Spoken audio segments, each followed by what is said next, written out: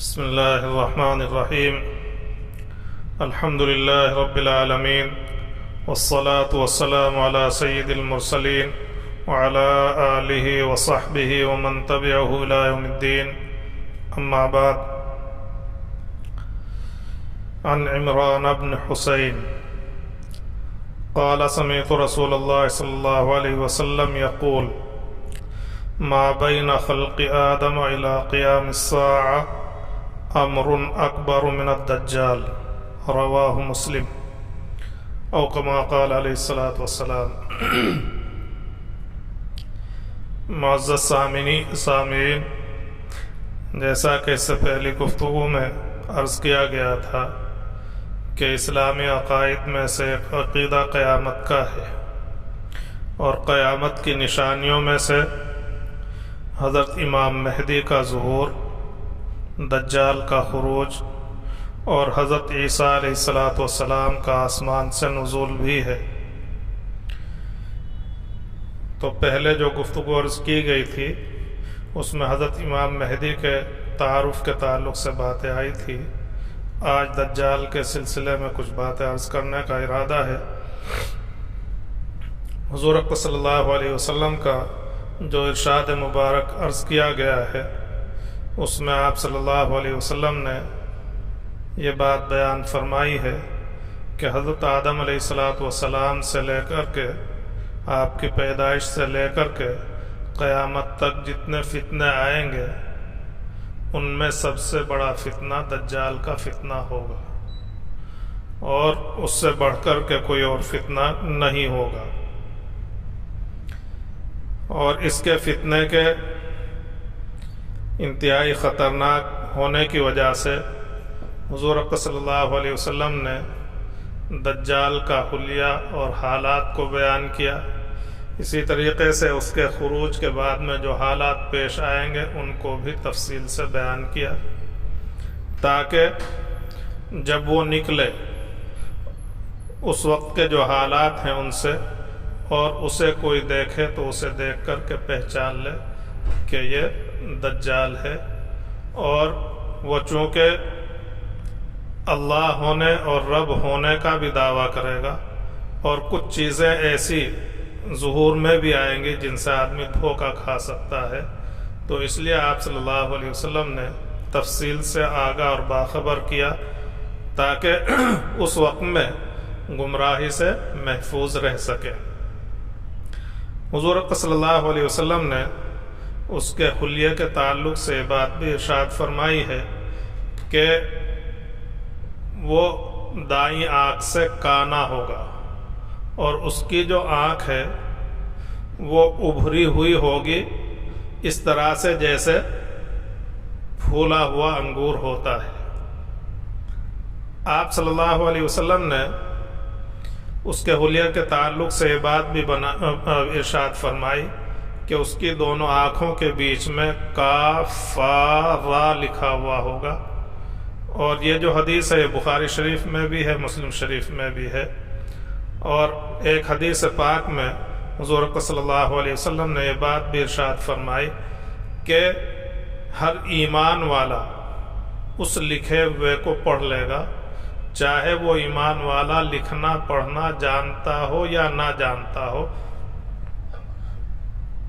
اللہ تبارک و تعالی ایمان کی برکت سے ہر ایمان والے کو یہ صلاحیت عطا فرمائیں گے کہ وہ دجال کے دونوں آنکھوں کے بیچ جو کاف فا را لکھا ہوا ہوگا اسے پڑھ لے گا، اور اس کے ذریعے سے پہچان لے گا کہ ہاں یہ دجال ہے۔ اسی طریقے سے دجال کے تعلق سے آپ صلی اللہ علیہ وسلم نے متعدد احادیث میں جو اس کے لیے الفاظ استعمال کیے ہیں، ان سے یہ بات پوری طریقے سے واضح ہے کہ دجال جو ہے وہ انسان ہوگا، آدمی ہوگا۔ ایک حدیث پاک میں حضور اکرم صلی اللہ علیہ وسلم نے اس کے لیے الرجل کا لفظ استعمال کیا، جو آدمی کے لیے استعمال ہوتا ہے۔ اسی حدیث میں دوسری جگہ اعظم انسان کا لفظ استعمال فرمایا ہے، انسان بھی آدمی ہی کو کہتے ہیں۔ اور اسی طریقے سے حضور صلی اللہ علیہ وسلم نے اسے خواب میں دیکھنے کا ذکر کرتے ہوئے یہ بات بھی فرمائی، اذا انا برجل جعد قطط۔ تو اس میں دجال کے لیے حضور صلی اللہ علیہ وسلم نے انسان کا رجل کا لفظ استعمال فرمایا، اور ایک حدیث پاک میں دجال کے لیے الدجال رجل احمر، یہ بات بھی آپ نے ایک ساتھ ارشاد فرمائی کہ دجال جو ہے وہ آدمی ہوگا، اس کا رنگ جو ہے وہ سرخ ہوگا۔ اور ایک حدیث میں حضور صلی اللہ علیہ وسلم نے رجل یجر شعرہ، اس میں بھی آپ صلی اللہ علیہ وسلم نے اس کے لیے رجل کا جو لفظ ہے وہ استعمال فرمایا ہے۔ یہ اتنے سارے حوالے اس لیے پیش کیے گئے ہیں کہ دجال کے تعلق سے گمراہ کرنے والے اور احادیث میں غلط تعویل کرنے والے یہ بات بھی کہتے ہیں کہ دجال کوئی انسان نہیں ہوگا۔ تو اب حضور صلی اللہ علیہ وسلم کے ان واضح الفاظ کے بعد اگر کوئی یہ کہتا ہے کہ وہ انسان اور آدمی نہیں ہوگا تو یہ سراسر غلط ہے اور کھلا ہوا دھوکہ ہے۔ اس لیے اگر کوئی اس طرح کی بات کہتا ہے تو وہیں سمجھ لینا چاہیے کہ یہ آدمی جو ہے وہ گمراہ ہے اور بھٹکا ہوا ہے۔ انشاءاللہ اس کے تعلق سے کچھ تفصیل جو ہے وہ آگے عرض کی جائے گی۔ آج چونکہ جو مقصد ہے وہ صرف دجال کے تعلق سے عرض کرنا ہے، تو یہ بات ذہن میں رہنی چاہیے کہ دجال جو ہے وہ انسان ہوگا، اور حضور صلی اللہ علیہ وسلم نے اس کے انسانوں میں مشابہت رکھنے والے اپنے زمانے کے ایک شخص جس کا نام عبد العزیٰ ابن قطن ہے، اس کے تعلق سے فرمایا کہ میں اسے سب سے زیادہ اس کے مشابہ سمجھتا ہوں، یعنی ظاہری شکل و صورت میں دجال جو ہے وہ عبد العزیٰ ابن قطن کے مشابہ ہوگا۔ تو یہ اس کے حلیے کے تعلق سے، اس کے انسان ہونے کے تعلق سے چیزیں آپ نے فرمائی، اور اس کے حلیے کے تعلق سے ہی یہ بات بھی آتی ہے کہ آپ نے یہ بات بتائی کہ اس کے جو بال ہیں وہ گھنگریالے ہوں گے، گھنے ہوں گے، اور جب وہ نکلے گا تو بالکل نوجوان ہوگا۔ حضور صلی اللہ علیہ وسلم نے اس کے جو حالات بتائیں ان میں یہ بات بھی ارشاد فرمائی ہے کہ جب وہ نکلے گا تو اس کے ساتھ پانی ہوگا اور آگ ہوگی۔ لوگ جسے پانی سمجھیں گے وہ حقیقت میں آگ ہوگی جو جلانے والی ہوگی، اور جسے لوگ دیکھ کر کے آگ سمجھیں گے وہ حقیقت میں ٹھنڈا اور میٹھا پانی ہوگا۔ آپ صلی اللہ علیہ وسلم نے پھر یہ ہدایت فرمائی کہ تم میں سے جو کوئی اسے پائے اور نوبت اس بات کی آئے کہ اس کی آگ یا پانی میں سے گرنا اسے پڑے، تو پھر ایسی صورت میں آدمی کو چاہیے کہ جسے وہ آگ سمجھ رہا ہے اس میں گر جائے، اس لیے کہ وہ میٹھا اور لذیذ پانی ہے۔ یہ جو آپ صلی اللہ علیہ وسلم کا ارشاد ہے یہ بخاری اور مسلم دونوں میں ہے۔ حضور صلی اللہ علیہ وسلم نے اس کے نکلنے کے بعد کے جو حالات ہیں ان کے تعلق سے ہمیں یہ بات بتائی کہ عراق اور شام کے بیچ کا جو راستہ ہے وہاں پر اس کا خروج ہوگا، وہاں وہ نکلے گا، اور پھر وہ دائیں بائیں فساد پھیلاتا ہوا پھرے گا۔ اس وقت میں اس کی طرف سے جو حالات پیش آئیں گے آپ صلی اللہ علیہ وسلم نے یہ ہدایت فرمائی، یا عباد اللہ فاثبتوا، اللہ کے بندو ثابت قدم رہنا، جمع رہنا اپنے ایمان کے اوپر، وہ جو کچھ دکھا رہا ہے اس کے دکھانے سے دھوکے میں مت آ جانا، اور اس کے فتنے سے حفاظت کے لیے حضور صلی اللہ علیہ وسلم نے ہمیں یہ بات بھی ارشاد فرمائی کہ سورہ کہف کی جو ابتدائی 10 آیتیں ہیں جو انہیں پڑھ لے گا اس کے فتنے سے محفوظ رہے گا۔ بہرحال حضور صلی اللہ علیہ وسلم نے حضرات صحابہ کرام رضوان اللہ تعالی علیہم اجمعین کے سامنے دجال کا ذکر فرمایا تو حضرات صحابہ کرام رضوان اللہ تعالی علیہم اجمعین نے کچھ اپنی طرف سے بھی سوالات کر کے اس کے تعلق سے تفصیلات معلوم کی، تو انہی میں سے ایک سوال حضرات صحابہ کرام رضوان اللہ تعالیٰ علیہم اجمعین نے حضور اکرم صلی اللہ علیہ وسلم سے یہ بھی کیا تھا کہ دجال نکلے گا تو وہ زمین میں کتنے دن رہے گا، نکلنے کے بعد کتنے دن رہے گا؟ حضور اکرم صلی اللہ علیہ وسلم نے ارشاد فرمایا کہ 40 دن رہے گا۔ ایک دن 1 سال کے برابر ہوگا، ایک دن 1 مہینے کے برابر ہوگا، ایک دن 1 ہفتے کے برابر ہوگا۔ باقی جو دن ہوں گے وہ تمہارے عام دنوں کے جیسے ہوں گے۔ تو اس کا مطلب یہ ہے کہ جب وہ نکلے گا تو شروع کے ان 3 دنوں میں نمایاں تبدیلی ہوگی اور نمایاں فرق ہوگا۔ تو یہ جو دنوں کا اس طریقے سے نمایاں فرق ہے، اس کے ذریعے سے بھی بات سمجھ میں آ جائے گی کہ اب دجال نکل گیا ہے۔ اور واقعی یہ دن اسی طرح سے ہوں گے، 1 سال کا، 1 مہینے کا اور 1 ہفتے کا۔ اس کی وضاحت خود حضور اکرم صلی اللہ علیہ وسلم کا جو آگے ارشاد ہے، جو حضرات صحابہ کے استفسار پر آپ نے فرمایا، اس سے واضح ہو جاتا ہے۔ حضرات صحابہ کرام رضوان اللہ تعالیٰ علیہم اجمعین نے آپ صلی اللہ علیہ وسلم سے عرض کیا کہ اللہ کے رسول صلی اللہ علیہ وسلم آپ ہمیں بات بتا دیجئے کہ وہ دن جو 1 سال کے برابر ہوگا، کیا ہمارے لیے اس میں 5 وقت کی نماز پڑھنے سے اس دن کی نمازیں ادا ہو جائیں گی اور ہم اس دن کی نماز کی ادائیگی کے فریضے سے سبکدوش ہو جائیں گے؟ حضور اکرم صلی اللہ علیہ وسلم نے جواب میں ارشاد فرمایا کہ نہیں، بلکہ تم اندازہ کر کر کے نمازیں ادا کرنا۔ جس کا مطلب یہ ہے کہ مان لو فجر اور ظہر میں 7 گھنٹے کا وقفہ ہوتا ہے، تو فجر کی نماز کے 7 گھنٹے کے بعد ظہر کی نماز ادا کر لی جائے۔ ظہر اور عصر میں 4 گھنٹے کا وقفہ ہوتا ہے، تو اس کے 4 گھنٹے کے بعد عصر کی نماز ادا کر لی جائے۔ عصر اور مغرب میں 1.5 سے 2 گھنٹے کا وقفہ ہوتا ہے، تو اتنے وقت کے وقفے کے بعد میں مغرب کی نماز پڑھ لی جائے۔ مغرب عشاء میں تقریباً 2 گھنٹے کا وقفہ ہوتا ہے، تو اس کے 2 گھنٹے کے بعد عشاء کی نماز پڑھ لی جائے۔ تو اس طریقے سے وقفہ کر کر کے اور اندازے سے نمازوں کو ادا کیا جائے۔ 5 وقت کی جو نمازیں ہیں انہیں ادا کرنے سے اس دن کی نمازیں ادا نہیں ہوں گی۔ تو حضور اکرم صلی اللہ علیہ وسلم کی جو یہ وضاحت ہے اور ارشاد ہے، اس سے یہ بات صاف واضح ہو جاتی ہے کہ وہ دن اسی طرح سے لمبے ہوں گے۔ حضور اکرم صلی اللہ علیہ وسلم کے اس ارشاد کے بعد پھر حضرات صحابہ کرام رضوان اللہ تعالیٰ علیہم اجمعین نے آپ صلی اللہ علیہ وسلم سے عرض کیا کہ اللہ کے رسول صلی اللہ علیہ وسلم اس کے زمین میں چلنے کی جو رفتار ہوگی وہ کیسی ہوگی؟ حضور اکرم صلی اللہ علیہ وسلم نے ارشاد فرمایا کہ جیسے بادل ہوتا ہے اور ہوا اسے پیچھے سے دھکیلتی ہے اور اس سے وہ تیزی کے ساتھ میں چلتا ہے، تو اس طریقے سے اس کے چلنے کی رفتار ہوگی۔ اور حضور اکرم صلی اللہ علیہ وسلم نے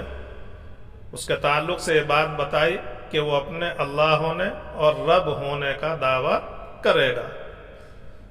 چنانچہ وہ ایک قوم کے پاس آئے گا اور ان کے سامنے اس دعوے کو پیش کرے گا کہ میں تمہارا رب ہوں، تمہارا اللہ ہوں۔ وہ اس کی اس بات کو مان لیں گے اور تسلیم کر لیں گے۔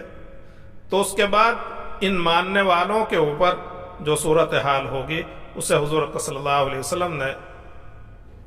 ارشاد فرمایا اس کے تعلق سے کہ آسمان کو حکم دے گا تو اس سے بارش برسے گی، اور زمین کو حکم دے گا تو اس سے پیداوار خوب ہوگی، اور ان کے جو جانور صبح کو چرنے کے لیے جائیں گے، شام کو جب وہ واپس آئیں گے تو ان میں نمایاں تبدیلی ہوگی، اس طرح سے کہ جو کوہان والے جانور ہیں ان کے کوہان شام کو جب آئیں گے تو اچھی خاصی لمبی ہوگی، جو دودھ دینے والے جانور ہوں گے ان کے دودھ کے جو تھن ہیں وہ لمبے ہوں گے اور بھرے ہوئے ہوں گے، اسی طرح سے ان کی کوکھیں جو ہیں وہ تنی ہوئی ہوں گی، یعنی وہ خوب سیر ہو کر کے واپس آئیں گے۔ تو جنہوں نے دجال کو اپنے رب ہونے کا اقرار کر لیا اور اس سلسلے میں اس کے دعوے کو مان لیا، ان کے ساتھ میں یہ حالات ہوں گے۔ اور جو اس کی بات کو نہیں مانیں گے، اس کے اس دعوے کا انکار کر دیں گے، ان کے ساتھ میں کیا حالات پیش آئیں گے انہیں حضور اکرم صلی اللہ علیہ وسلم نے بیان کرتے ہوئے ارشاد فرمایا کہ پھر دوسری قوم کے پاس آئے گا، انہیں بھی یہ دعوت دے گا کہ میں تمہارا رب ہوں، اللہ ہوں، لیکن وہ اس کی بات کو نہیں مانیں گے بلکہ اس دعوے کی تردید کر دیں گے۔ جب وہ نہیں مانیں گے اور اس کے دعوے کو رد کر دیں گے تو یہ ان کے پاس سے چلا جائے گا۔ ان کے پاس سے جانے کے بعد پھر ان لوگوں کے ساتھ میں کس طرح کے حالات ہوں گے؟ حضور اکرم صلی اللہ علیہ وسلم نے ارشاد فرمایا کہ ان کے اوپر قحط آئے گا، بارش بند ہو جائے گی، اور اسی طریقے سے ان کے پاس جو مال تھے، جو ان کا سرمایہ تھا، وہ سب ختم ہو جائے گا، اور اس طرح سے یہ لوگ انتہائی قسم پرسی اور پریشانی کے حالات میں ہوں گے۔ حضور اکرم صلی اللہ علیہ وسلم نے اس کے حالات کے تعلق سے یہ بات بھی ارشاد فرمائی کہ وہ بنجر اور ویران زمین کے اوپر سے گزرے گا اور اس سے کہے گا کہ تیرے اندر جو خزانے ہیں ان کو نکال دے، تو زمین اپنے خزانوں کو نکال دے گی، اور وہ جو خزانے ہیں وہ دجال کے پیچھے اس طریقے سے چلیں گے جیسے شہد کی مکھیاں اپنی سردار مکھی کے پیچھے چلتی ہیں۔ اور اس سے بھی بڑھ کر کے ایک واقعہ جو حضور اکرم صلی اللہ علیہ وسلم نے ارشاد فرمایا وہ یہ کہ ایک بھرپور نوجوان آدمی کو دجال بلائے گا اور تلوار کے ذریعے سے کاٹ کر کے اس کے 2 ٹکڑے کر دے گا، اور دونوں ٹکڑوں کے درمیان اتنا فاصلہ ہوگا جتنا تیر پھینکنے والے اور اس کے نشانے کے بیچ ہوتا ہے، تو جس سے یہ ہے کہ دیکھنے والوں کو ذرا بھی شبہ نہیں ہوگا کہ اس آدمی کے 2 ٹکڑے کیے گئے، اور ایسی صورت میں اسے قتل کر دے گا، مار دے گا۔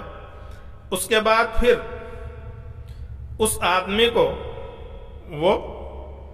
اپنی طرف بلائے گا، تو یہ آدمی زندہ ہو کر کے اٹھ کر کے آئے گا، اس کا جو چہرہ ہے وہ چمکتا ہوا ہوگا،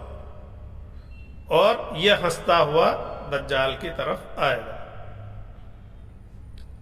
اس حدیث پاک میں حضور اکرم صلی اللہ علیہ وسلم نے آگے یہ بات ارشاد فرمائی کہ دجال اسی طرح کے حالات میں ہوگا کہ اللہ تبارک و تعالی حضرت عیسیٰ ابن مریم علیہ السلام کو آسمان سے نازل فرمائیں گے۔ تو اس بات سے حدیث سے معلوم ہوا کہ دجال کے رہتے ہوئے حضرت عیسیٰ علیہ السلام کا نزول ہوگا۔ ایک دوسری حدیث میں ایک ایمان والے کو قتل کرنے اور اس ایمان والے کے اللہ کے یہاں انتہائی عظیم شہید ہونے کا ذکر حضور صلی اللہ علیہ وسلم نے فرمایا ہے۔ یہ جو حدیث ہے یہ حضرت ابو سعید خدری رضی اللہ تعالیٰ عنہ سے روایت کی گئی ہے۔ انہوں نے کہا کہ رسول اللہ صلی اللہ علیہ وسلم نے ارشاد فرمایا کہ دجال نکلے گا اور اس کی طرف ایک ایمان والا آدمی جائے گا، راستے میں اس مرد مومن کو دجال کے جو محافظ ہیں وہ ملیں گے۔ دجال کے محافظ اس مرد مومن سے کہیں گے کہ کہاں کا ارادہ ہے، کہاں جا رہے ہو؟ تو یہ مرد مومن کہے گا کہ جو آدمی نکلا ہے اس کے پاس جانے کا میرا ارادہ ہے۔ حضور صلی اللہ علیہ وسلم نے ارشاد فرمایا کہ یہ دجال کے جو محافظ ہیں اس مرد مومن سے کہیں گے کیا تو ہمارے رب کو نہیں مانتا ہے؟ تو یہ مرد مومن ان سے کہے گا کہ ہمارا جو رب ہے اس کے پہچاننے کے لیے جو دلائل ہیں ان میں کوئی خفا اور پوشیدگی نہیں ہے، اس لیے اس کے تعارف کی ضرورت نہیں ہے، اسے میں پہچانتا ہوں۔ تو اب گویا اس جواب سے ان کے سوال کی تردید کی، تو یہ جو دجال کے محافظ ہیں یہ اس مرد مومن کو قتل کرنا چاہیں گے۔ لیکن پھر آپس میں ایک دوسرے سے کہیں گے کہ کیا تمہارے رب نے یعنی دجال نے تم کو منع نہیں کر رکھا ہے کہ اس کی غیر موجودگی میں کسی کو قتل کرنا، یعنی اس کی غیر موجودگی میں کسی کو قتل کرنے سے دجال نے تمہیں منع کر رکھا ہے۔ تو یہ بات ہونے کے بعد وہ اس مرد مومن کو قتل کرنے کا ارادہ چھوڑ دیں گے اور پھر اسے دجال کے پاس لے جائیں گے۔ یہ مرد مومن جب دجال کو دیکھے گا تو لوگوں کو مخاطب کر کے کہے گا، اے لوگوں، یہ تو وہی دجال ہے جس کا ذکر حضور صلی اللہ علیہ وسلم نے فرمایا ہے۔ جب دجال یہ سنے گا تو دجال اس مرد مومن کے تعلق سے حکم دے گا، کن کو؟ جو اس کے ساتھ میں ہوں گے اور اس کی بات کو ماننے والے ہوں گے۔ اس کے وہ لوگ اس مرد مومن کو زمین کے اوپر لٹا کر کے اس کی پیٹھ اور پیٹ کو بری طریقے سے ماریں گے اور مار مار کر کے اسے پلپلا کر دیں گے۔ اس کے بعد پھر دجال اس سے کہے گا کہ کیا تم مجھ پر ایمان لاتا ہے، مجھ پر یقین کرتا ہے؟ حضور اکرم صلی اللہ علیہ وسلم نے ارشاد فرمایا کہ مرد مومن کہے گا کہ تو مسیح کذاب ہے، تو مسیح کذاب ہے، دجال ہے۔ اس کے بعد پھر دجال اس مرد مومن کے تعلق سے حکم دے گا اور آرے کے ذریعے سے کہ سر سے لے کر کے پیر تک چیر کر کے اس کے 2 ٹکڑے کر دے گا۔ اللہ ہم سب کی حفاظت فرمائے، ہر قسم کے ابتلا سے اور آزمائش سے محفوظ رکھے، اور اس کے بھی ان دونوں ٹکڑوں کو الگ الگ کر کے ان کے بیچ میں دجال چلے گا، جس سے پتہ چلے کہ واقعی یہ الگ الگ 2 حصے ہیں۔ پھر دجال اس سے کہے گا کہ کھڑا ہو جا، یہ آدمی سیدھا کھڑا ہو جائے گا۔ پھر دجال اس سے کہے گا کہ کیا تم مجھ پر ایمان لاتا ہے، میری بات پر یقین کرتا ہے کہ میں تیرا رب ہوں؟ یہ مرد مومن کہے گا کہ اب تو میری جو بصیرت ہے اس میں اور اضافہ ہو گیا، اور پھر یہ مرد مومن لوگوں کو مخاطب کر کے کہے گا کہ میرے بعد